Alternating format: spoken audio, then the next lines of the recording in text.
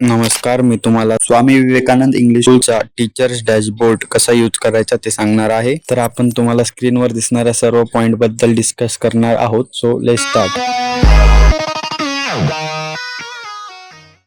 हे आहे आपलं लॉग इन पेज. इथनं तुम्हाला डॉट वरती क्लिक करायचं आहे. डॉट वरती क्लिक करून तुम्हाला लॉग इन वरती क्लिक करायचं आहे. लॉग इन वरती आल्यानंतर तुम्हाला टीचर्स लॉग इन ला क्लिक करून तुमचा टीचर्स मेल आयडी आणि पासवर्ड तुम्हाला स्कूलने प्रोव्हाइड केलेला आहे. पासवर्ड आणि मेल आयडी टाकून तुम्हाला लॉग इन करायचं आहे. त्यानंतर तुम्हाला असा काही इंटरफेस ओपन होईल. त्या स्टुडंटची ग्राफ फॉर्म मध्ये तुम्ही अटेंडन्स चेक करू शकता. त्यानंतर खाली तुम्हाला स्कूल कॅलेंडर वगैरे पाहायला भेटेल. नंतर तुम्ही प्रोफाईल वरती क्लिक केल्यानंतर माय प्रोफाईल वरती क्लिक करा. तुम्हाला तुमची पर्सनल इन्फॉर्मेशन पाहायला भेटेल. त्यानंतर परत प्रोफाईल वरती क्लिक करून माय अटेंडन्स वरती क्लिक केल्यानंतर तुम्ही तुमची स्वतःची अटेंडन्स पाहू शकता. अटेंडन्स आणखी अपलोड झालेली नाही, त्यामुळे तुम्हाला दिसत नाही. अपलोड झाल्यानंतर तुम्हाला ती दिसून जाईल. त्यानंतर तुम्ही होम पेज वरती क्लिक करा. तिथे तुम्हाला असं काही इंटरफेस शो होईल. इथे तुम्ही स्टुडंट वरती क्लिक केल्यानंतर तुम्हाला सर्व क्लासच्या स्टुडंटचा डाटा पाहायला भेटेल. तुम्ही त्याला मेल फिमेल वाईज सेपरेट करू शकता. जे तुम्ही स्टुडंटच्या नावासमोरील व्ह्यू बटनला क्लिक केल्यानंतर तुम्हाला त्या स्टुडंटची सर्व इन्फॉर्मेशन पाहायला भेटेल. त्याचे डेट ऑफ बर्थ, मार्क्स वगैरे. त्यानंतर तुम्ही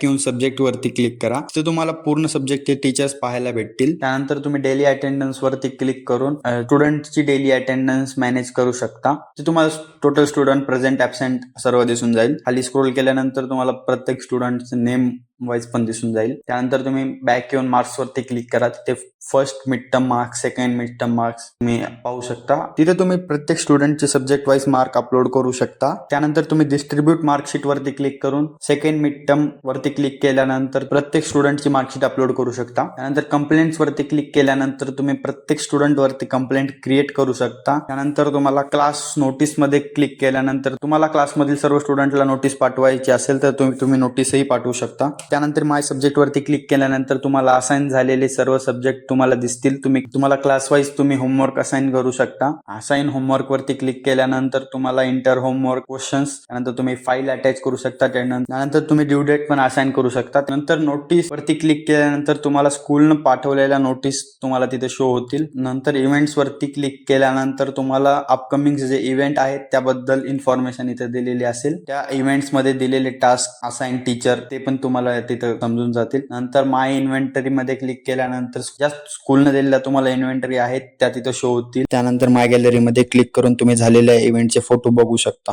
लायब्ररी वरती क्लिक केल्यानंतर लायब्ररी मधून घेतलेले बुक्स तुम्हाला तिथे शो होतील. थँक्यू.